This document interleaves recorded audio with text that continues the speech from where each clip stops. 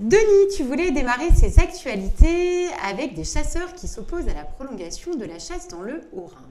Oui, oui, une bonne nouvelle. Et alors une bonne nouvelle paradoxale, puisque nous avons des chasseurs qui sont contents de ne plus chasser. D'accord. Je m'explique.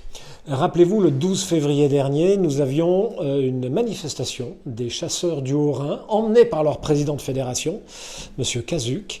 Je ne sais pas si je prononce bien le nom. Cette manifestation entendait protester contre un arrêté préfectoral pris donc par le préfet du Haut-Rhin pour prolonger la chasse aux cerfs et aux daims jusqu'au 28 février. Or, traditionnellement, dans ces départements, elle s'arrête le 1er février. D'accord. Les chasseurs du Haut-Rhin estimaient qu'il n'était pas nécessaire d'aller jusqu'au 28 février, que les animaux avaient droit à un peu de quiétude, qu'en plus les conditions hivernales avaient été rudes, qu'il y avait des bonnes épaisseurs de neige, et que donc il était absolument scandaleux d'autoriser cette chasse. Alors les arguments avancés par la préfecture étaient deux. Il y avait d'abord le fait que les chasseurs du Haut-Rhin n'auraient pas fait les quotas qui leur étaient imposés, en tout cas dans les lots forestiers de l'ONF. Ces chiffres sont contestés par les chasseurs qui disent, et à juste titre, que la préfecture n'avait pas pris en compte le dernier mois de prélèvement. Oui. Donc évidemment, qui est le mois de janvier, qui est un mois qui traditionnellement permet des prélèvements importants. Donc déjà, premier argument battu en brèche par les chasseurs. Le deuxième argument avancé par la préfecture était que ces populations de cervidés causaient des dégâts importants à la forêt exploitée aussi par l'ONF. L'ONF n'a pas que pour but de mettre des lots de chasse en adjudication. Sa vocation première est d'entretenir et d'exploiter la forêt domaniale de l'État, forêt privée de l'État. Et voilà le véritable argument, et voilà le véritable fin mot de l'histoire. Il ne s'agit pas des quotas, il s'agit simplement d'aller dans le sens voulu par l'ONF, qui joue malheureusement dans certains endroits, ce n'est pas le cas partout, mais qui joue un peu sur tous les tableaux.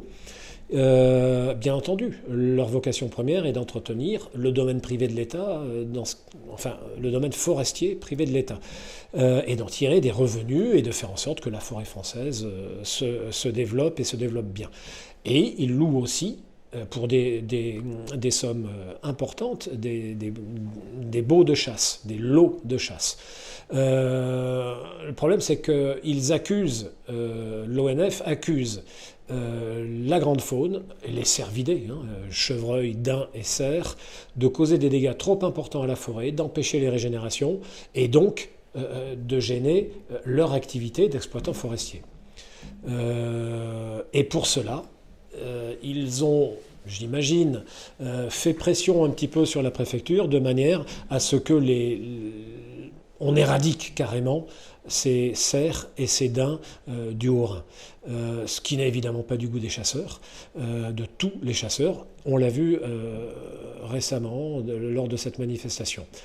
Le dernier rebondissement de cette affaire, c'est que le juge du tribunal administratif de Strasbourg a rendu sa décision et il a invalidé l'arrêté du préfet.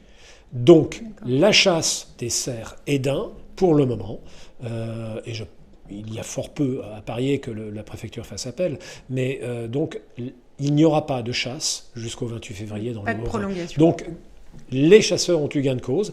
Ce qui est important aussi à dire, c'est qu'ils étaient rejoints dans ce combat par certaines associations de protection de la nature qui ont jugé que le combat des chasseurs était le bon. Alors évidemment, pas les associations dont on parle très fréquemment, qui n'ont de protection de la nature que le nom d'ailleurs, comme l'Espace, One Voice et bien d'autres. Là, des véritables associations de protection de la nature qui savent prendre en compte les droits et les devoirs des hommes et puis le respect qu'on doit à la nature qui nous environne. Donc ils étaient ravis de travailler main dans la main contre cet arrêté avec les chasseurs. Donc voilà, une bonne nouvelle. Les cerfs et les daims du Haut-Rhin auront la paix à partir de maintenant.